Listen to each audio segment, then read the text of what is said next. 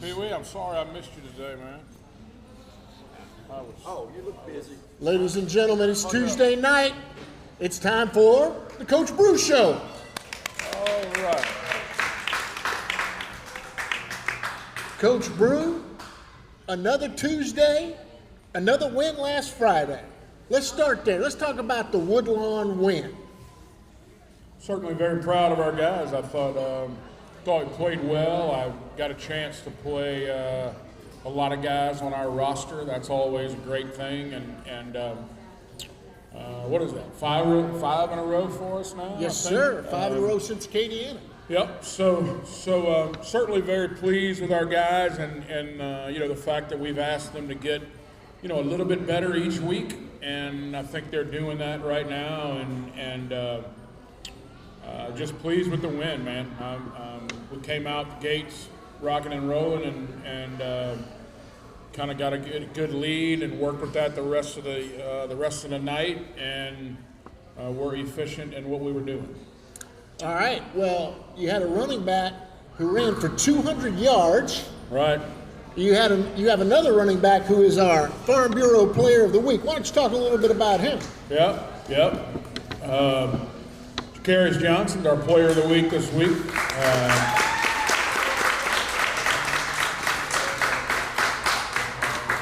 3 touchdowns on the night, two rushing scores, 1 receiving score, and was the recipient of the football in the old Bronco package that reared its ugly head this week in Week 8. It looked a lot better than the first time we tried to use it. So Shelmar's not getting the ball again?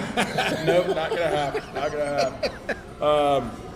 But no, Jay's been a solid performer for us all season long at the H-back spot, and does a great job with some blocking in there, does a great job with catching the ball out of the backfield, and then, now he's taken on a little bit more of an expanded role because he's proven that he can do that now. So, you're going to see that guy blocking a lot in our offense. You're going to see him carrying the ball a lot in our offense, and you're going to see him catching the ball out of the backfield as well. So certainly a young man that can do a lot of different things and do them well, and I'm certainly very proud and happy for him. All right, so that's the offense. Let's talk a little defense. Yep. So defensively, I think there were times in the game that wish we could have gotten a little better stop and get off the field. Gave up a couple long drives, but man, for the most part, I thought they played well. I thought our starting defense gave up 14 points on the night, and I feel like if they can kind of maintain that week in and week out, we're going to be okay. And I think they really set the tone early in the game with a couple of 3 and outs there that we were able to score off of. So as long as they're playing that kind of ball, then we're going to be fine. I was very pleased. There was a couple times in the game, I don't know if you mentioned or if you noticed this or not, Warren, but there was a couple times during the games where a Woodlawn kid broke a tackle, and there was 4, 5, 6 guys there to clean it up right afterwards. And that's something that we didn't do a great job with a year ago. I think we're doing a much better job with that now. I can see the emphasis being put on that at practice and with guys getting to the ball. And that's the way that you have to play to be a swarming type defense. And those are the things that we got to continue to get better and better and better with. But we're doing a good job of that. I saw it a bunch of times the other night. Very pleased for that to continue. Well, I know their starting running back, he didn't even play. Right. But they brought in that cornerback, and he was pretty explosive. And like you said, he got hit a lot because there was really good pursuit of him. Yeah, he did. And that's something that, I heard our defensive staff talk about all week long was gang tackling and making sure that, if they spin out of tackles, that there's somebody else there to make the play. And not only was there somebody else, there was usually 3, 4, 5 guys there to make the play. So those are things that are gonna have to continue in order for our defense to continue to excel at the rate that it's doing right now. All right, special teams. The leading punter in the state Yeah. didn't get to punt.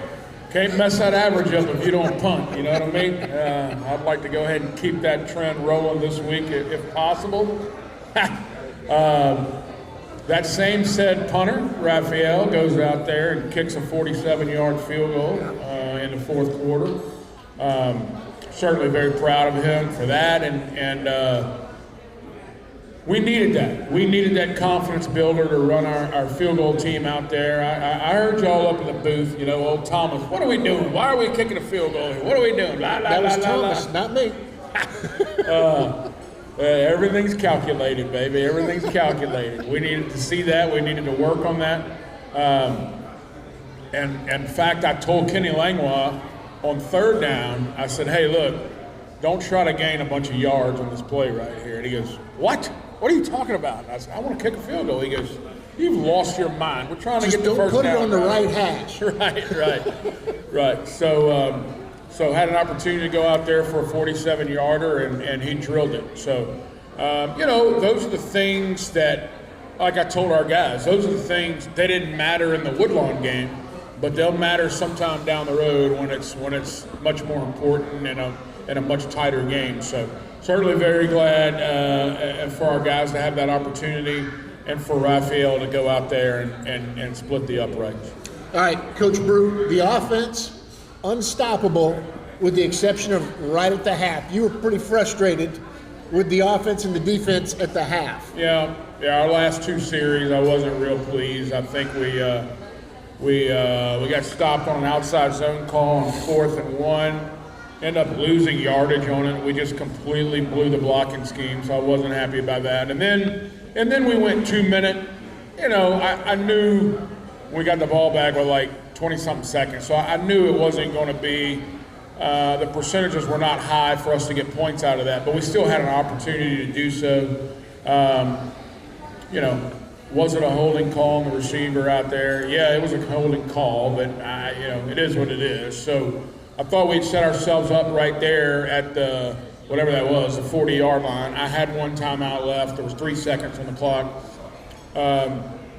But the holding call negated that play. So, you know, went into halftime there on a little sputter as far as our offense was concerned. But was pleased after we came out after halftime. The defense got a quick stop and the offense put one in. So I think that really kind of stretched the lead right there and put us comfortably in front. And we were just kind of able to be efficient the rest of the game. All right, before we go to this week's opponent, some interesting things around the state and in the district this week. Let's start with the district. Yeah, some interesting games there. You know, Catholic in Scotlandville ended up about like you figured that it would. I think Catholic beat them about the same score we did. And then the Central Liberty game. Okay, so you know, when we talked, well, let's rewind to 2 weeks ago. When I talked about Liberty, the things that I was most worried about took place in the Central Liberty game. All right, the things that I was worried about. Central's offense did not touch the football in the game that night until there was 10 minutes and 50 seconds to go in the second quarter. Wow. They did not touch the ball. Those are the things that I was worried about with the way Liberty plays offense, right? Because it's 2 yards, 3 yards, 4 yards, first down, 2 yards, 6 yards, first down. You know, like it's over and over and over. And how many times do we have Liberty in a fourth down situation and they convert it, right? Well, the problem is that if you string enough of those fourth down conversions in a row, you're going to eat 6, 7, 8 minutes off the clock and probably score at the end. So what ends up happening is Liberty ends up scoring, not until the second quarter, but they had used the entire first quarter on that drive. And then they kicked off. Central gets the ball and goes 3 and out. Liberty gets the ball. 6 plays later, after all of that, they play action pass because you're not ready for the pass. And the guy's wide open, running down the middle of the field. Touchdown. Well, against us, Liberty dropped those touchdown passes. Against Central, they didn't.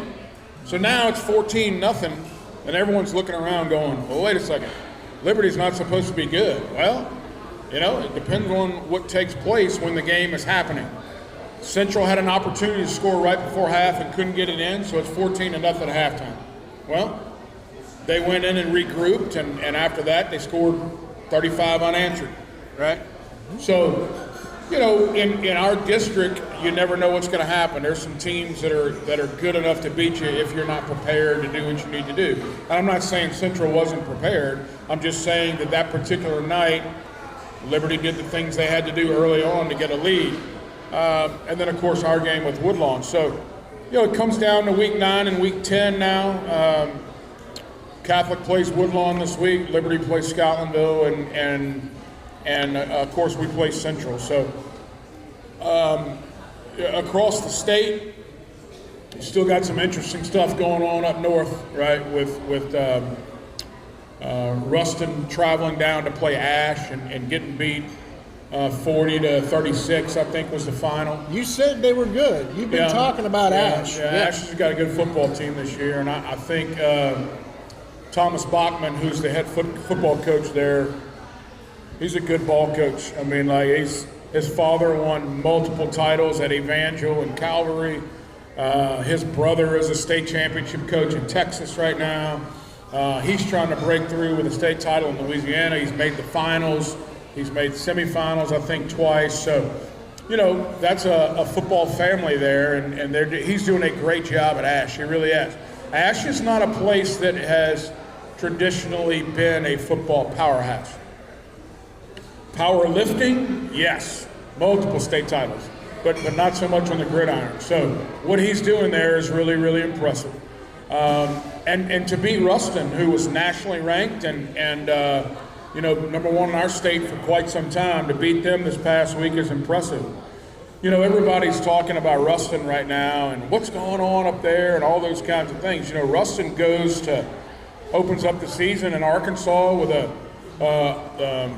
5A champs out of Arkansas and beats them really well, and then travels to Texas and wins 4 straight against some formidable competition over there with Longview and Stevensville, and I think it was Midland Lee. I think that's who they played. So, then they come to Louisiana and they beat Ouachita by a point. Them Lions just couldn't get it done that night, but beat Ouachita by a point, and I said that my boy, Mr. Fudge, he's a Lion now. He got a little nervous when I said that. Look, he's getting mad talking about it right now.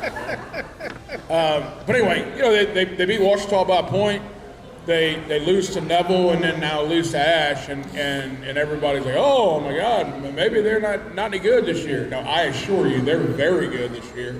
It's a situation where they are catching everybody's best, right? And that's the way it is when you get to that point. So that's an interesting deal they got going on up there right now, and that district is strong. Notice I've talked about that district, and I have talked about Ouachita, Ruston, Neville, and Ash.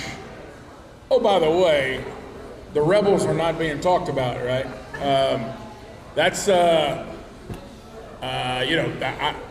They've had some good wins already this season. I can assure you the West Monroe Rebels will be in the playoffs somewhere, and they're going to beat someone that maybe you don't think they should. So that's the way they handle things up there. So that's a heck of a district up north. That Catholic League, if you pay any attention to that in New Orleans, it is an absolute slugfest week in and week out. It's crazy. So Brother Martin and Jesuit have each beaten John Curtis this year. Wow. John Curtis turns around and beats St. Aug. It's Rummel has beaten all of them. So it's crazy. It's absolutely nuts down there. But that's the way that Catholic League. And by the way, Carr's in the Catholic League as well. They're in the Catholic? They're in the Catholic League, and they're the number 1 team right now in the state of Louisiana in select. So really far north and really far south, and then our district right there in the middle. That's 3 districts that are playing some serious ball right now. All right, Coach Brew, 2 weeks left in the regular season. This is when we start talking a little bit about power rankings and PowerPoints. How we looking? Sure. But right now, we're number 7 in the power rankings. This is why when I talk at the beginning of the year, and everyone looks at me like I'm crazy when I'm talking about who we're playing, and this is going to be really important to us down the road. When we talked about Plaquemine, and I talked about the importance of winning that game in week 1 and what it was going to do for us later on, well, Plaquemine hasn't lost since. All they're doing is racking up wins, which is racking up power points for us. Karen Crow hasn't lost since we played them. Acadiana is still rolling. They haven't lost, right? Opelousas hasn't lost since we beat them. All the things that we said were going to happen, they're happening right now. And every week you're watching our 4 non-district teams win. That's happened for 3 or 4 straight weeks now. So what you're seeing is us continuing to keep moving forward. You got to win, first of all, but also along with that win, your opponent's got to win too, and that's what's taking place right now. And so our power ranking continues to go up. And this week we play a team with only 1 loss, and in week 10 we'll play a team with only 1 loss. So we stand to have some serious power points the next 2 weeks too, if we're able to maybe get a win and in these 2 weeks and as we go into the playoff. You mentioned Ruston. I know Ruston as well as West Monroe have played out-of-state teams. Yeah. How do they do the calculations for that with PowerPoints? The exact same way they do them here. So they'll look at it and see if it was a higher classification team. If so, they'll get a little bonus point there. But it's still 10 points for a win, and it's still 1 point for every one of their victories, their opponent's victories. So they measure it the same way they do in Louisiana. Okay. Yep. All right, before we go to our break, Coach Brew, 9th grade team, have they played Central yet? Oh, yes. They had a great night last night. I went to watch them play, and that's a fun team to watch, man. Nail biter? They got some dudes. It was not a nail biter. The Broncos came out on top 46-0 last night, and it was impressive to watch. That team, that freshman team we have, they had some bumps and bruises early in the season. One of the quarterbacks playing a lot broke his collarbone very early in the season, and so had some different things take place that was hard on them. But man, they've scored 46 the last 3 weeks and shut people out. So very proud of them and the way they played last night. Boy, they brought it, man. They were running around with their hair on fire. It was a lot of fun to watch. So certainly proud of those guys, and they definitely got the week started off right. Tomorrow?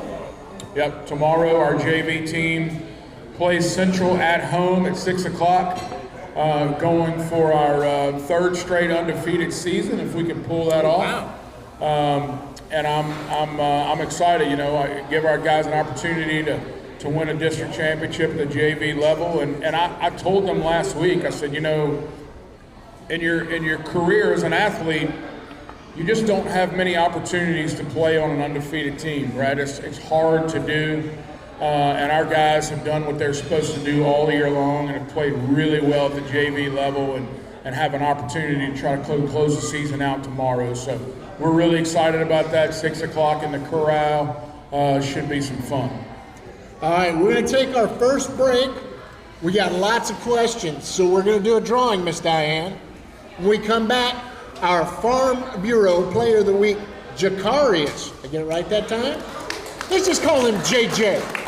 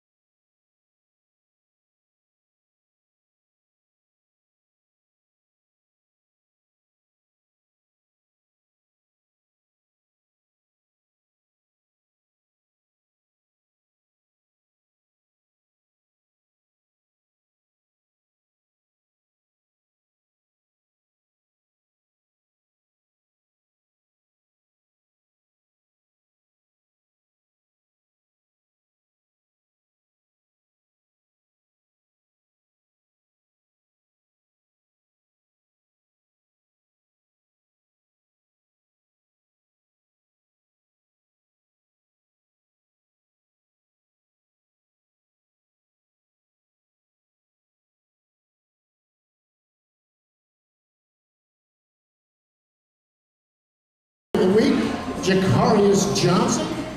JJ, why don't you draw our first winner tonight? Okay, look.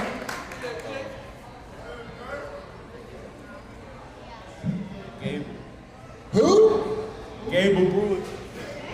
Does Gable Brewerton need some Zachary swag, Miss Diane? All right, JJ, you don't have to read this question. That's for Coach Brew. So, JJ, tell us a little bit about yourself. What year are you? Class of 26. All right, so you're a junior. What's your GPA? 3.0. Love it, love it. I see a lot of football players. You got any teammates you want to recognize? Yeah, I got the defense. I got some people that's from the offense over there. Benji on the offense is my dog. Okay. Ken from the defense, close. Okay. Who else? Donovan, defense. Okay. Camden, 10. Okay. That's about it. That's it? Yeah, we're all on family. All right, well, that's family, you said, but I think you got some special family members here, too. Why don't you introduce them? Got my mama over there, Ashley. Got my auntie, she work at the school. My little brother, S.J. And my sister, Cara. So, you tough on your little brother? Get him ready to be a Bronco? He don't really like football, but he gonna play it. All right, you're gonna get him right, huh, JJ? All right, so you are an H-back. So Yes, sir. why don't you tell folks who your coach is and what you do as an H-back? Coach Davis, I block, I get lit pass, and I run. Now, you realize we used to not throw to the H-back, right? Yes, sir. I mean, that's kind of special for you, JJ. Coach Langlois, he's taking care of you. He put that in there. So you're also getting to play a little running back too, huh? Yes, sir. Tell me, what do y'all call that formation at the goal line? Bronco. All right. You like that? Yes, sir. Get the big uglies in front of you? Yeah, get the job done. All right. So anything you want to say about your coaches? Coach Davis, Coach Brew? They've been working me so hard. Finally got the opportunity. All right, now, I told you I was going to ask you this. I hope you've been thinking about it. What is your favorite moment at Zachary thus far? Last year, the JV game against Cagney, scored 4 touchdowns. And JJ, why was that important to you? So we lost freshman year, and I was mad, so I could come back the next year and win. You gotta love it. Beating the Bears. JJ, anything else you want to tell folks? We got a lot more to work on. We just gonna keep pushing. Yeah, big game this week. You excited? Yes, sir. You want to tell folks to come on out to Central? Come on, support at Central at 7. All right. Farm Bureau Player of the Week. All right, when we come back, the director of the Zachary Youth Park is going to talk to us a little bit. Hey, Pee-wee, you're fixing to do an interview. He's going to talk to us a little bit about some recent work he did in North Carolina. So we're going to take a break. Ms. Diane, you still got plenty of gifts? I think we'll do enough. We will let Mr. LeBlanc pull the next winner. So get your questions in.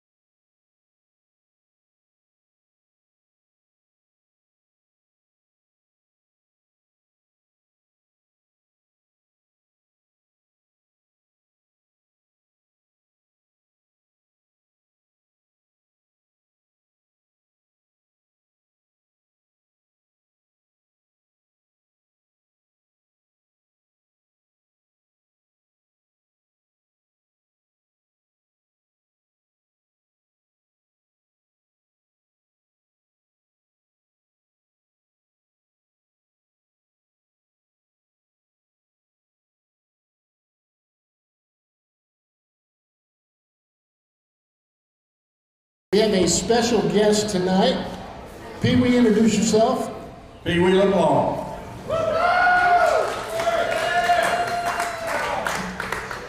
Tell us what you do, Pee Wee. I'm the baseball park director that Warren loves to come visit. All right, what else do you do? About it. Chain gang. Thank you. Probably the best in the nation. All right, what else do you do? What's the most important thing you do? You drive Miss Diane. Miss Diane. I forgot. Thank you, Kimball. So Pee Wee, we have a question for you from the audience. Can we schedule your alma mater next year? Do a home and home. Tell us about your alma mater, Pee Wee. The Needleland Bulldogs, they play 4A football in Texas. They played the biggest rivalry this past weekend in Newport Nature's Groves. And me and Brew have tried to set it up to where they'll come play us, but they scared of us.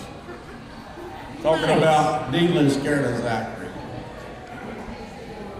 Very good, Pee Wee. All right, so Pee Wee, last week was the first Zachary game you've missed in. Probably 15 years. All right, so he did a trip last week. He went to your alma mater.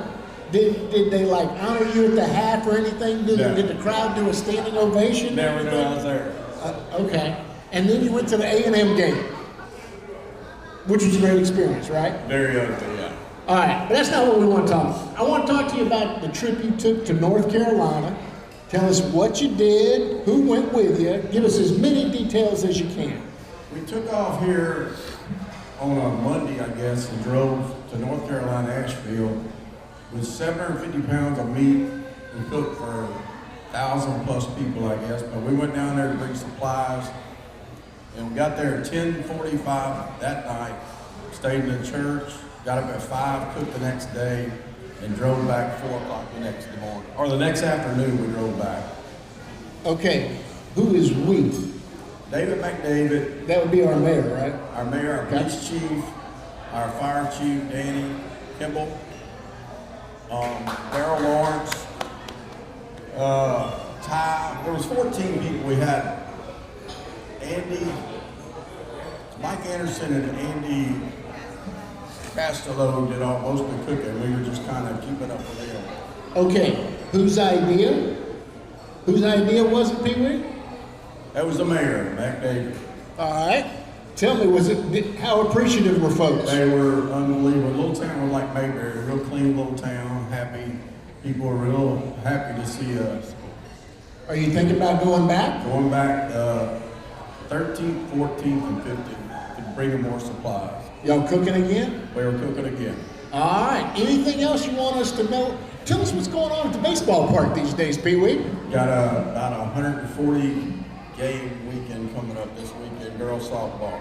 So, besides softball, what we got going at the ballpark, Pee Wee? Goat time, and I think, what else you want to do? It's goat yoga. Goat yoga. Yes. All right, so tournaments are starting.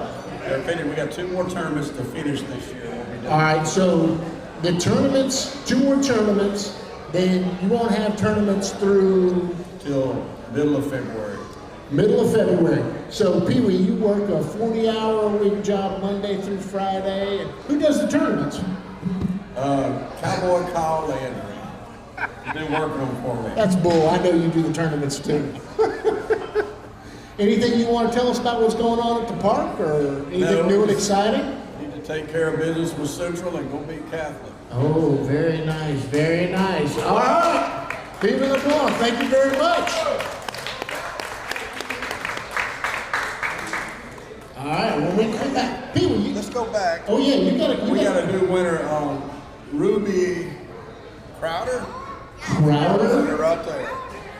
Boy, this is great. The people that win are sitting right next to Miss Diane. Hey, massive guy, I want to hear all that. All right, we're going to take a break. We're going to see what kind of questions we got for Coach Brew.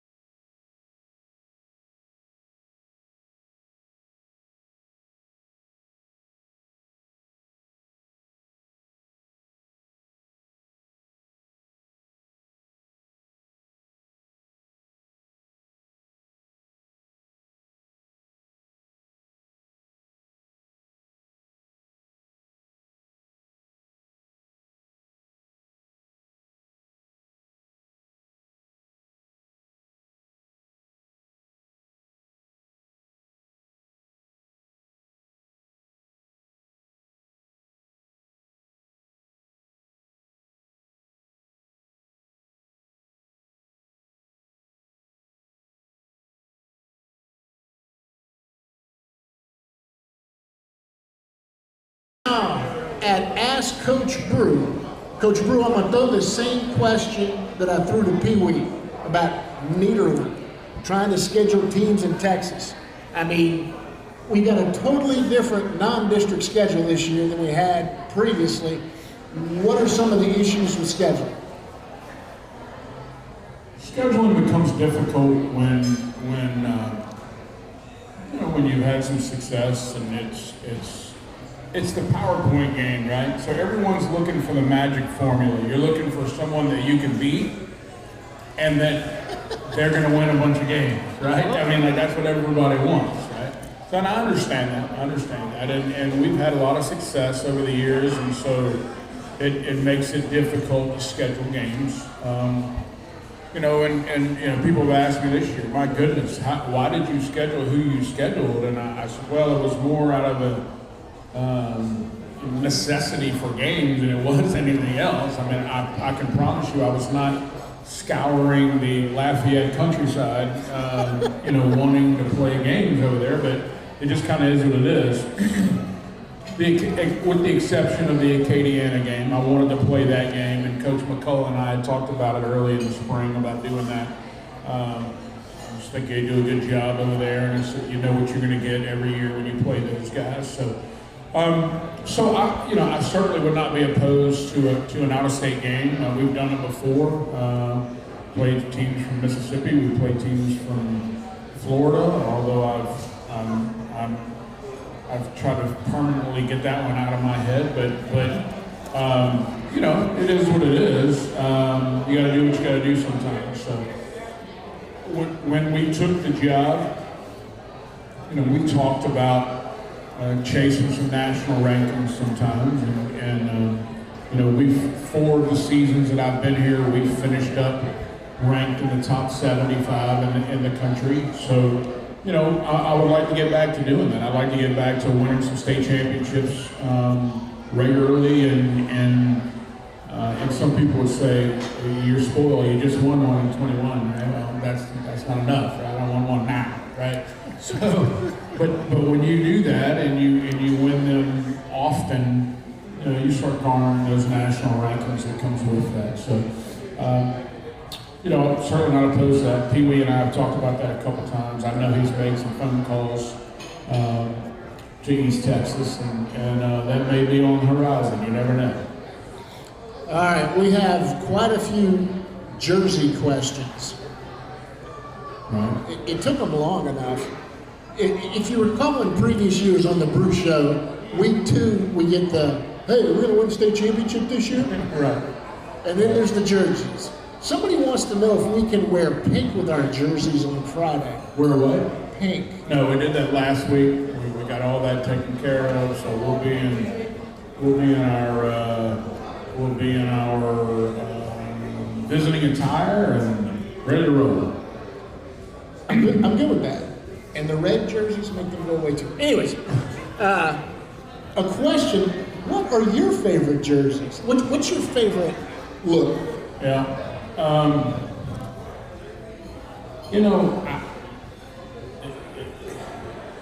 really love our colors, man. I think we have some great combinations, and certainly we are thankful enough and lucky enough to have some different combinations that we wear. I had never seen the blue on blue. I mean, I know it when you guys played it way 100 years ago. Back in the day, but Leather helmets. Yep. right. But we had some seniors this year take some pictures before the season, just with some different combinations and some stuff we do on social media. And Caleb Gonzalez elected to wear blue on blue, which I had never seen before. And I saw the picture and I was like, that's a pretty good looking uniform we got right there. Someone asked me the other day, when do we wear red on red? I said, we don't have red pants. I'm like, oh, that's a lot of red. I don't know if I could do that. And then I saw one of our feeder programs wear a red on red jersey with a white helmet, and it looked really, really good. So, I don't know. I might have to take a look at those and see what we can do. But I'll tell you that the black Jordan uniforms that we have, they're pretty special. and we've never lost in them. So I guess I'm gonna choose the one that we've never lost in. You know what I mean? I like those. I think they look good. All right, speaking of uniforms, JV game Wednesday. Thursday's trick or treat. Coach Brew, somebody wants to know what you're going as for Halloween this year. Yeah. Well, I'm down. I've got it down to two. Got it down to two guys that I really like and have watched over the years, and so the first one I've got it down to two. Haven't figured out which one I'm going to go with, but Gene Simmons from Kiss. You know, the Damon. I like that guy. There's a possibility of him, and then I've always been a fan of. I'm not a fan of Star Wars at all, but I think Darth Vader's a bad dude, so I might fire up the Darth Vader this year. I haven't figured it out yet. Nice. You know, in my early days, not that you care, Warren, but in my early days, when I used to live in a neighborhood where all the houses were really close to each other, I would turn on AC/DC and just stupid loud in my living room, right? And I would just go buy the most crazy mask you've ever seen. And I would just sit on my couch while AC/DC, with the doors open and the windows open, right? So people would come to my house and they'd go, holy cow, what the hell's wrong with that guy? But then now, I'm Coach Brew, I can't do that anymore, right? It might not look good. But I'll probably Coach Brew, Gable's dad is probably what I'll go as this year, you know, whatever he wants to do that night. I'm just happy that it's on Thursday. Is that when trick or treating is actually going to be? Yes, sir. Whew. So Thursday's that day where we get a little breathing room and you know, the hay's in the barn already, and I can maybe relax a little bit and enjoy it. That'll never happen, but you know where I'm going. Okay, well, you can sit back and enjoy. That kind of leads us to what worries you this week? Whew. I mean, same thing that worries me every week, you know. Friday at 7 o'clock is a long time from right now, right? It's 7 o'clock on Tuesday right now. 7 o'clock on Friday is many, many days away, right? And I deal with teenagers, so that always worries me. But you know, the biggest thing for me is I don't, when I say my prayers at night, I don't pray for wins. I pray that our boys can play their best. And if their best is good enough to get us a win, then I'm good with it, you know. I pray for your wins. Do you? Every night. Yeah. Every week, I want to make sure that our guys are enjoying themselves. You know, that our guys are enjoying being a part of this program. And enjoying the preparation for the week, because you blink and it's over with. Everybody in here that played that game, you know what I'm talking about. You blink and it's over with, and that's what I try to tell our parents all the time is enjoy the ride. Don't get fixated on the end of the ride. Don't get fixated on the destination. Just enjoy that journey of what we're doing right now and what's going on, watching your kid grow up and watching him experience what he's experiencing. And I know I'm rambling a little bit right now, but that part of it is really, really important to me. I don't ever want our kids to feel like it's a job. I don't ever want our parents to feel like it's a job to be a part of this program. I want everybody to really enjoy themselves. Next question. Other than the Bronco Corral, what's your favorite place for the Broncos to play? Well, I mean, okay, besides the Superdome. That one's off the table. Yeah. That building in the second week of December where it's always 72 degrees is one hell of a place to play a football game, and I will always enjoy that. I'll tell you, a couple weeks ago in Olympia Stadium, where was my home stadium when I was playing, it was pretty special to go back there and coach a game there, and you know, getting to talk to my players all week about playing in that stadium where I played so many years. That was pretty cool. It really was. But there's different places to play. I would love at some point to get Santa on our schedule. You know, that place, the pit, right, down there in Gonzales, I would love for our people to experience a home game down there. It's an awfully special place to play a football game.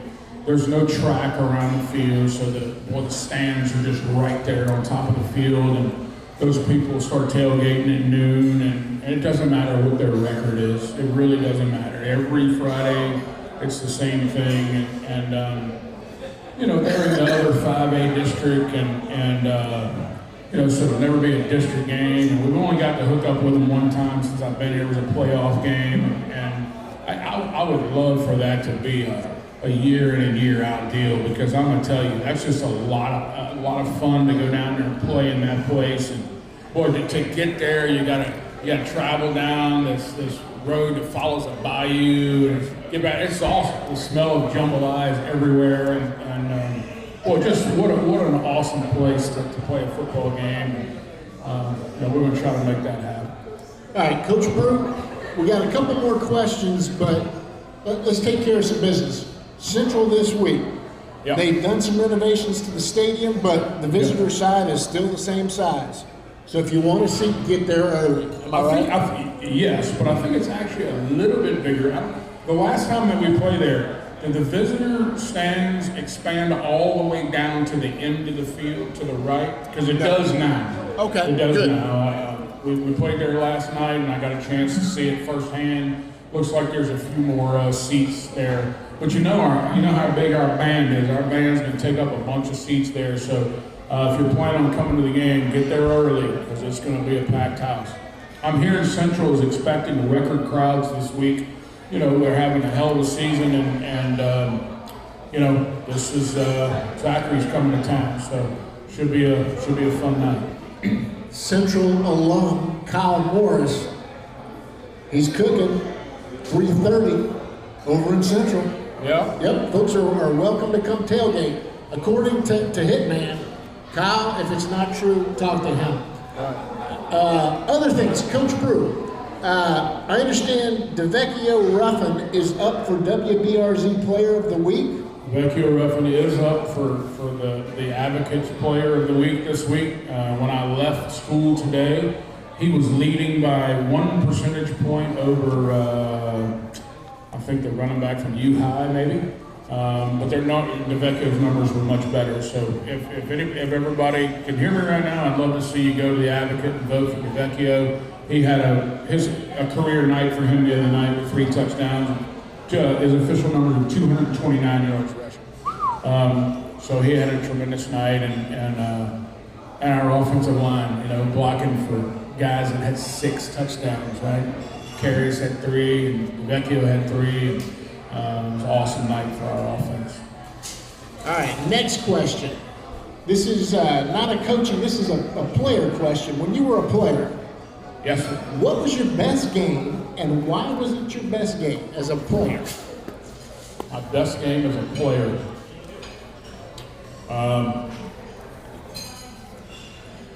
We played the 3rd week of the season. We played against Jesuit in the I used to call it the Hack Glaudy Classic.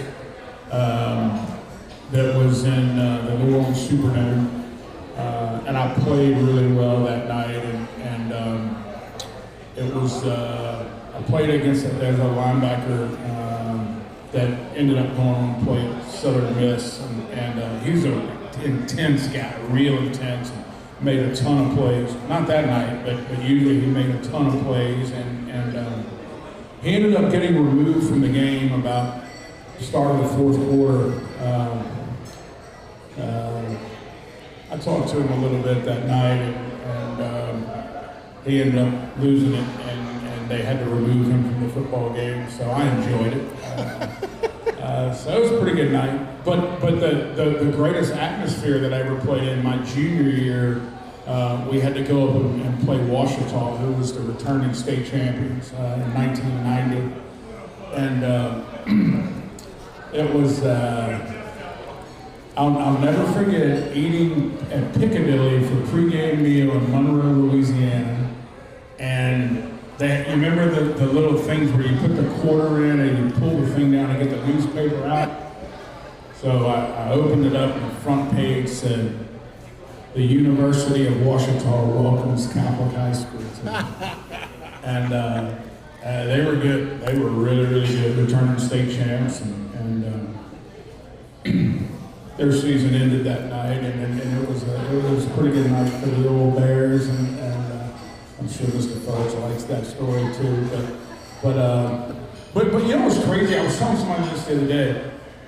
I say back in the day, I'm old, I'm 50 years old now, right? You didn't have social media, you didn't have all these things going on, so we just didn't know a whole bunch about North Louisiana football, right? I mean, it was.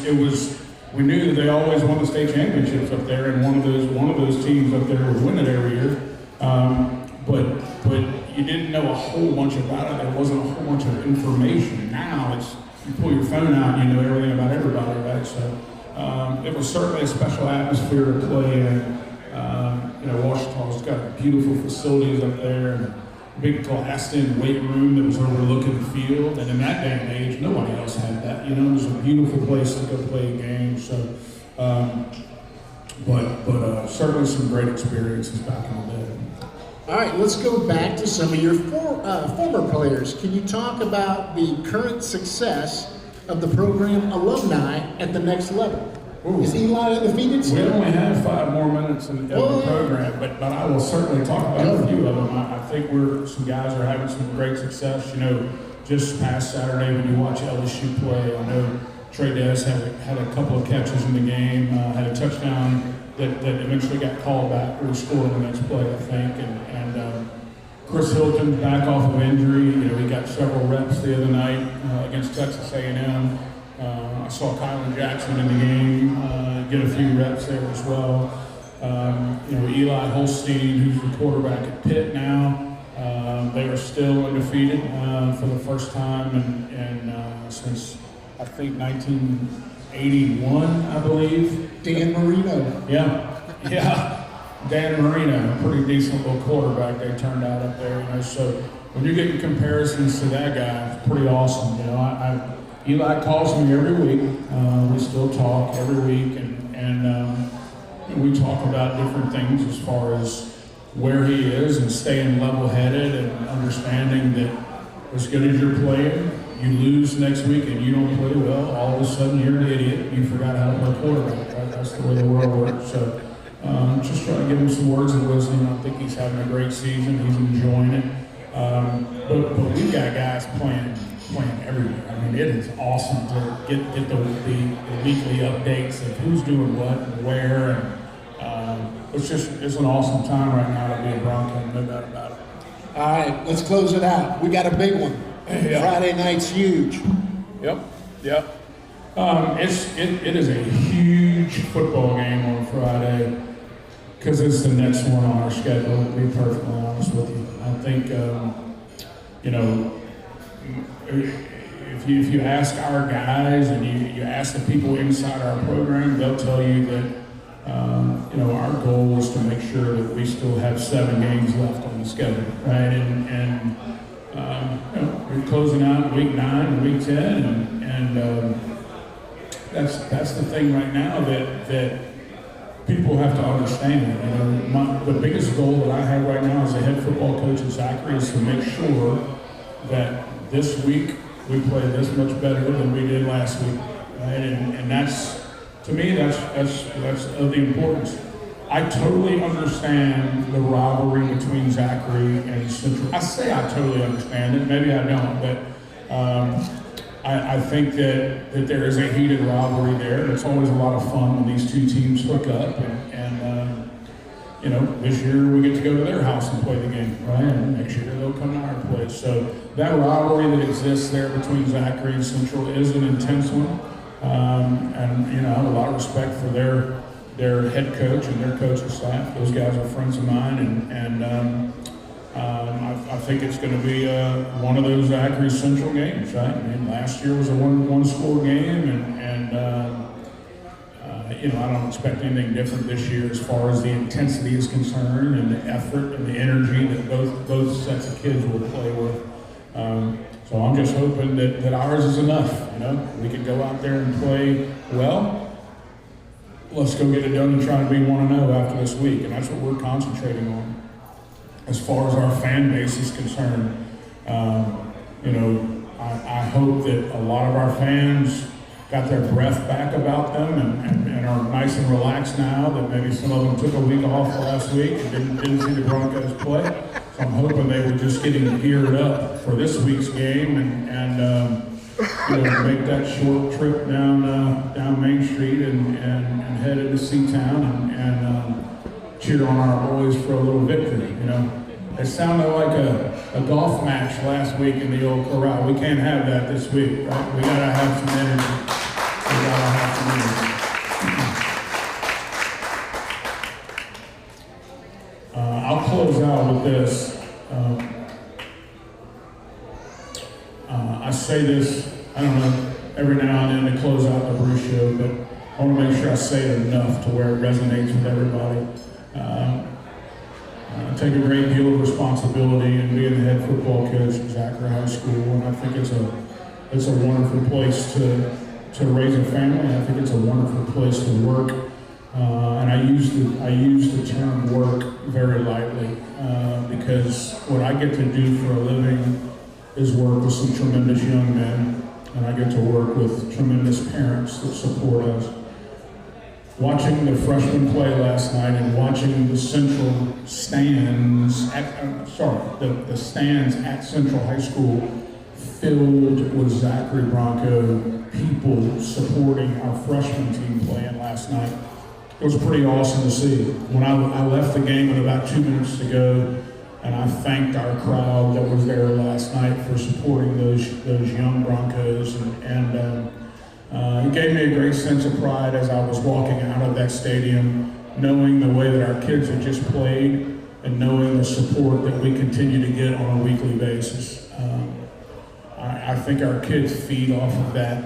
I know our coaching staff is very thankful for the support that we continue to have week in and week out, because I know it's not like that in all places. Believe me, I totally understand that. And any time that I'm coaching in a game for Zachary and I look across the field at who we're playing against, and I look above their head and I look at their stands, I'm even more thankful for where I am and what I get to do. For some reason, God put me on this earth to work with young people. I take that very seriously. I enjoy it. I've enjoyed raising my family here, and I'm excited about it. I'm excited about the future for Zachary Athletics in general.